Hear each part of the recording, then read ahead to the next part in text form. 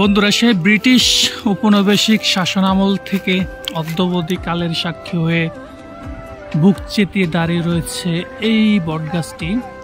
লোকমুখে শোনা যায় এই বটগাছের বয়স প্রায় 250 থেকে 300 বছর।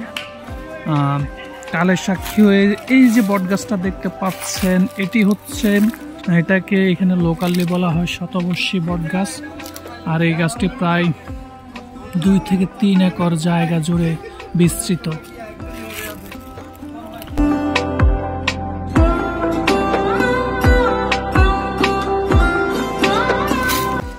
আমরা কিন্তু মাটিরাঙ্গার সেই বিখ্যাত অনেক ঐতিহাসিক একটি স্থান। এখানে যে শতবর্ষী বট গাছ, এই গাছের বয়স প্রায় 200 থেকে 250 বছর।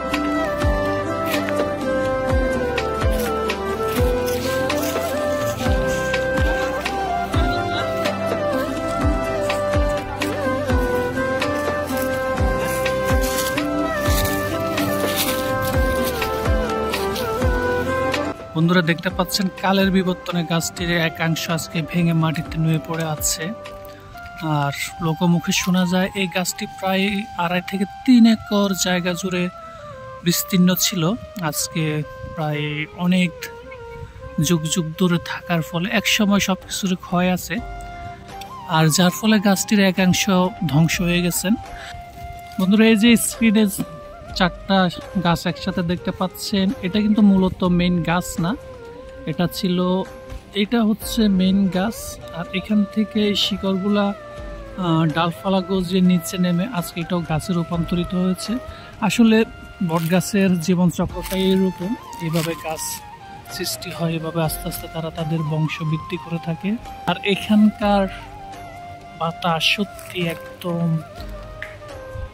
প্রচন্ড প্রচন্ড ভালো লাগার মতো একটা ফিলিংস কাজ করে। যারা এখানে আসবেন না তারা আসলে বুঝতে পারবেন না।